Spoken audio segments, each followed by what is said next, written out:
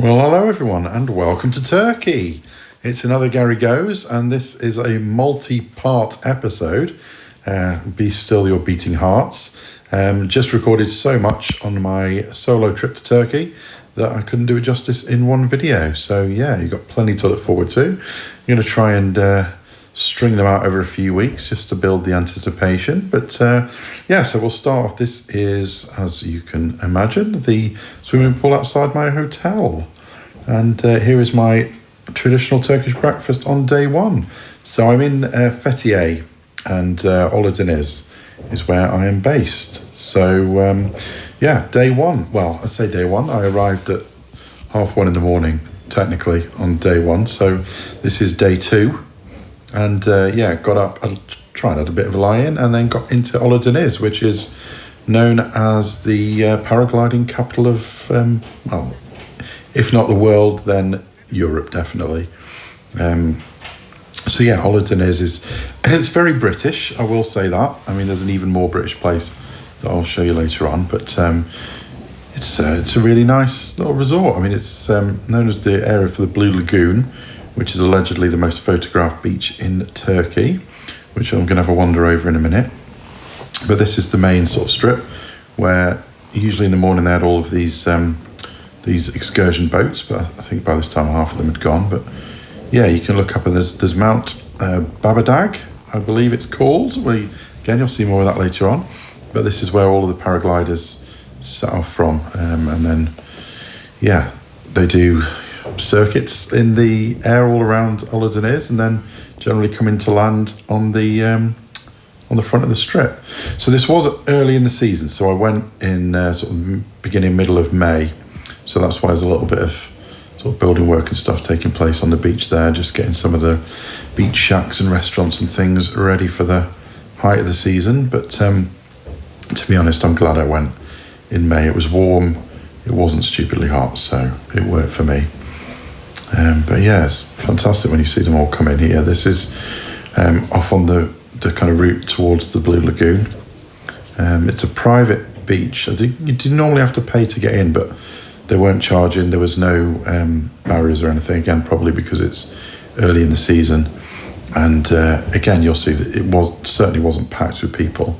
There was enough people around and most things were open, but you know, most of the you know, like the recliners and the beach beds, whatever they're called, were generally empty. So I imagine at the height of the season it gets properly rammed around here. But yeah, as you see, it's a lovely area. It is known, I believe, as the Turkish Riviera, and it's all yeah, the traditional sort of combination of blue seas, pine-covered mountains, white sandy beaches, and really, really stunning. Just over the coast from Rhodes, so I think the kind of geography is very similar to some of the Greek islands around here, but definitely a lot to look at. Very, very picturesque. Love a good mountain, I do, particularly when there's a beach and a restaurant and a bar in front of them, but obviously it always makes for a picturesque setting. So yeah, as you can see, not exactly rammed around here, which made it quite pleasant. And yeah, so this is as the kind of the water comes around the inlet into the Blue Lagoon. So you can hire these sunbeds. There we go, that's what they're called.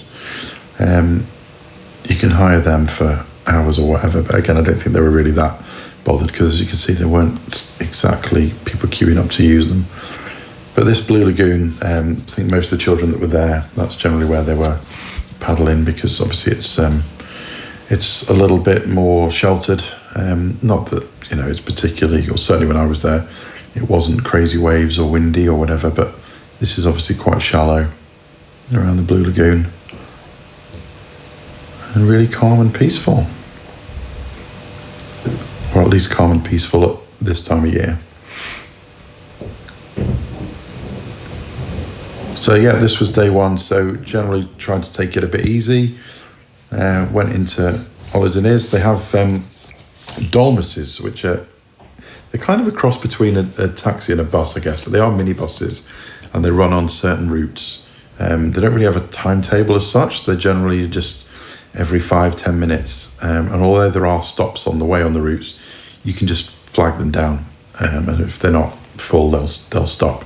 And they generally run in the route. Certainly around here, they run from Fethiye, which is the sort of largest local town, like a big town or a small city, right the way through effectively where my hotel was, down here to Oludeniz beach, and for the grand price of about 60p for one way. So yeah, ridiculously cheap.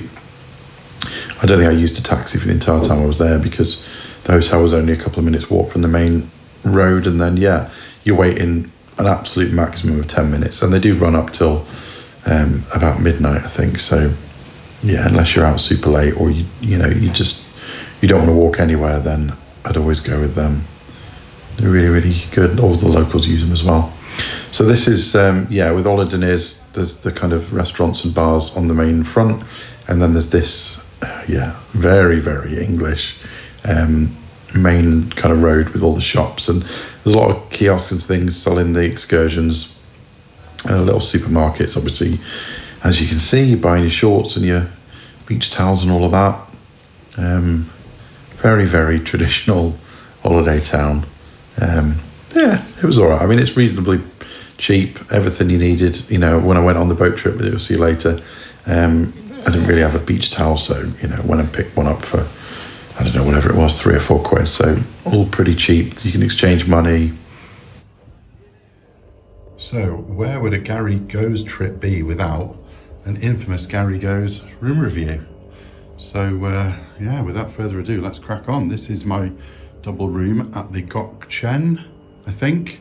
I'm always butchering these names. Gokchen Hotel and Apartments in Ovacek, near Fethiye. There we go. And it's not a bad room. It's fairly basic, but I wasn't expecting any different. And for the price, it's clean, it's pretty modern, you've got everything you need. A little fridge there. No tea and coffee, but we'll get by. Bed isn't too bad. A little bit hard, pillows are not ideal, but again, I'm nitpicking for the price. There is a front door, which every good room needs. And there is the toilet. There is the shower. All present and correct, and all working as it should. So the room isn't bad at all. And the best part of the room is undoubtedly the balcony. So there's my little plastic chair, and there's the view over Ovacek. Some mountains in the background. A little garden. The barn, restaurant and pool is just the other side of the road. You probably can't see that, but I'll do a little shot of that later. Nice trees.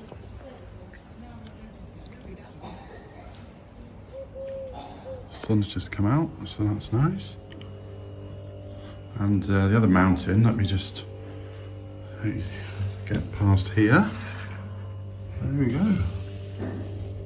Very nice. So there we go. You can now consider this room well and truly reviewed. So this is Fethiye. We're at the Lyceum tombs that are cut into the cliff overlooking the town, which is an amazing location. I'm here by myself, which is good, so that means I can talk. At least I hope I'm here by myself. This is great. It's 15 lira to get in, which is basically next to nothing. I think that's about 70p, something like that. And it's great. There's some steps, as you can see. That's why I'm a little bit out of breath. But absolutely stunning views over Fethiye in the bay, and we've got some snow-capped mountains. I'm not sure if you can make them out in the background. But yeah, I mean, I guess this is probably closer to something like Petra in Jordan, when you see how stunning that is, set into the cliff. There's a few more just along, as you can see there. But I think this is the main one. So the very limited research that I've been able to do so far, nearly tripped, that would have been a disastrous video.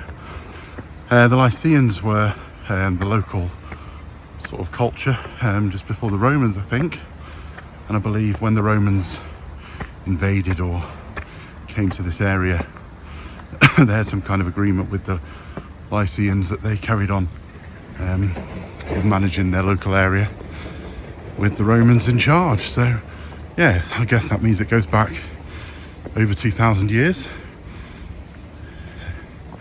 if my maths is correct.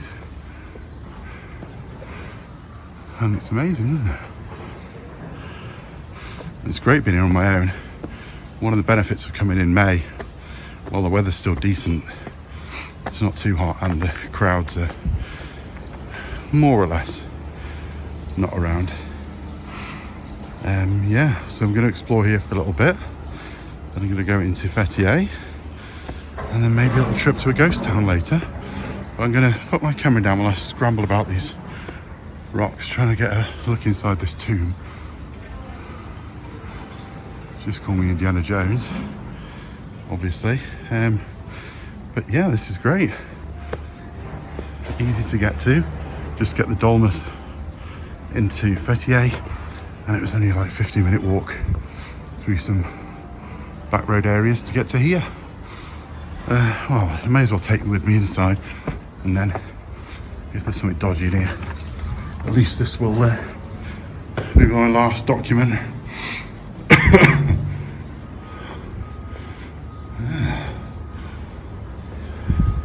I'm guessing that's where the bodies would have been originally.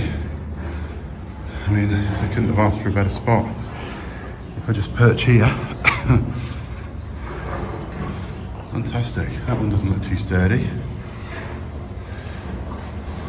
But yeah, this is great. Again, when you compare this to something like Petra, there's so many people are out. I mean, I'm guessing in the summer it's loads busier, but you know, just me. So, fantastic. Again, loving Turkey so far. Did the whole touristy chilled bit yesterday. So trying to get out there today and see a bit more of the place and do a few more interesting things rather than just sit by the beach or by the pool with a drink. Not that there's anything wrong with that. I'm sure I'll find time for that as well. But there we go, from a slightly out of breath Gary, the Lycian rock tombs. Just as a little addition, if these are genuine, these graffiti marks, people have been coming here for a while. That says something in Latin, I think, and then London 1823, and then down there it says 1882, 1870, I think there. If people are putting the wrong dates on, then that's a bit random. Actually, there isn't much graffiti here, to be honest. I expected there to be a bit more. Yeah. So yeah, people have definitely been visiting for a while if they are genuine. 1827, that one says. Someone's gone to a lot of effort to engrave that. Amazing. The other thing I noticed is there's a lot of floodlights here, so yeah, I might try and come back in the evening because I'm sure that will be stunning lit up. But yeah, time to explore a bit more of Fethiye. Also, just wandering around the streets here, and you just come across things that probably are Lycian or Roman, but there you go, that's just a roundabout at the moment.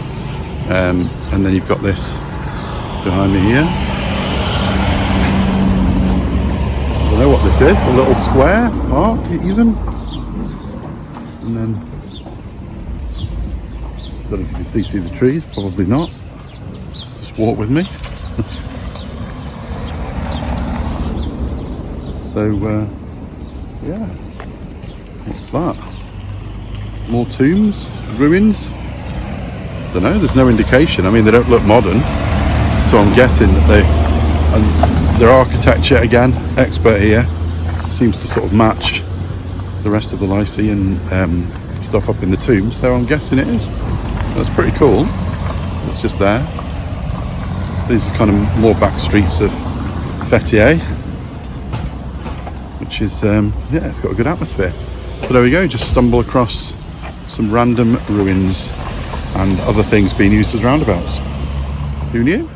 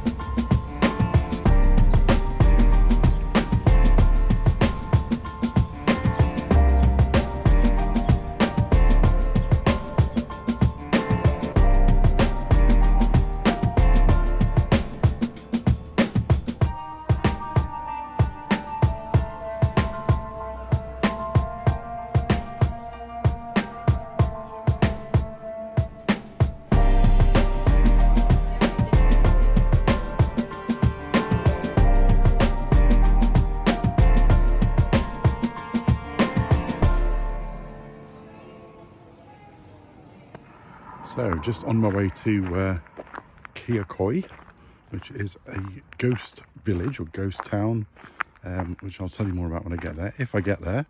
I think most people get a bus or a taxi. This idiot decided he's going to walk. I mean, to be honest, it's a lovely walk.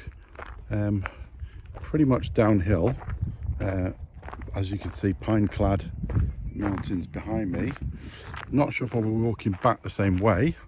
I'm hoping to get a taxi or a dolmuş, which is like a hop-on, hop-off bus thing.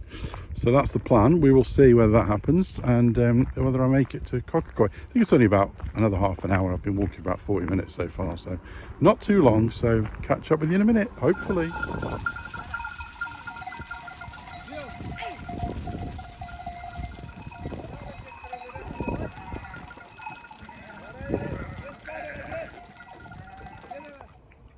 So we made it. This is Kayaköy, and yeah, this is an abandoned village that I think was being populated since sort of 2,000 or 3,000 BC. But then in the 20s, it was mainly Greek people living here, and then after the Greco-Turkish War, I think 1923, the whole village was sent over to Greece, where sadly they were apparently thought of as Turkish and a bit of the enemy, and didn't really settle very well, so I don't know what happened to them. But this place is, as you can see, totally deserted now. Doesn't look like there's anyone else exploring the ruins but me. There is an entrance fee, there's a little market, and the worst toilet you've ever seen as you go through the entrance. But like the Lycean rock tombs, it's only 15 lira, so again about 70p to get in. So, you know, you aren't complaining for that. Whether you can do guided tours and stuff, I don't know. I'm just going to go and explore, try and find out a high vantage point and check it out. But yeah, proper eerie. So we'll see what Kayaköy has in store.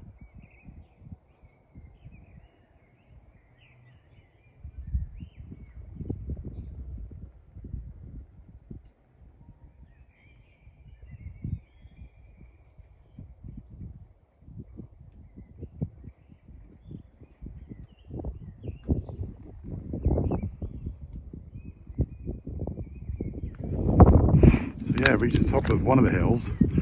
As you can see, it goes on, it's massive. This is probably bigger than a village, it's probably a small town. So this is probably only about half of it, the other half is just around the corner. Yeah, look, I think that was a church or a school. It's just a school up here, so it might be that. But the people who live here were Christians, it may have been a church. Just astounding that it's all just left like this. Obviously it's a tourist attraction, but I wouldn't say they make much of it. Say 15 lira to get in, and you're pretty much left to your own devices. You know, this place could be, well, arguably should be a massive tourist attraction. But in a way it's better. I mean, whether it's like this in the summer months, I don't know, it might be more popular. I've seen one group of kids exploring, but other than that, it just seems to be me. So let's have a little scramble up here, so I'm going to drop the phone, do my best bald and bankrupt impression, although you don't want to look at my ugly mug while I'm exploring. So I don't know what this is. Oh, I think I did see this flag from the top, so this might be the highest level. I'm going to try and do this one-handed. This has got disaster written all over it. Yeah, okay. Yeah, that didn't work very well. Right, I'm determined to do this now. Coming down, I'm going to put the phone down. Right, 2 more steps. There we go. We didn't die. That's a good start. A little bit precarious. Oh wow. Seriously, worth the hour and a bit trek from Isaronu to be rewarded with this. I mean, again, the views over there are also amazing, but these ruins are something else. Like, you just look around and there's just nobody. I mean, those ones up right up at the top, I mean, I'm not brave enough or fit enough to go scrambling up the rocks to explore them when you've got all this down here, but probably nobody's explored them really. you know, and there's very little in the way of sort of graffiti and stuff. Right, let's have a little wander up here. Let's have a look over the other side. Again, what this was, I don't know. Nothing's really, I mean, there are a few signposts, two different things, but there's not like plaques telling you what the big buildings are or anything that I've seen. I say all I know is up this hill, this is the end of it, says the old school. So whether that's this, I don't know. It might be, because there's lots of rooms here. But yeah, looking back over to the big mountain towards where I've walked from. I haven't walked up that mountain, just before it, before you start thinking I'm fitter than I am. But there we go. So yeah, I'm going to have another little wander around, see a bit more. If I come across anything that's more interesting, I will check in with you. Otherwise, I'll try and work my way back.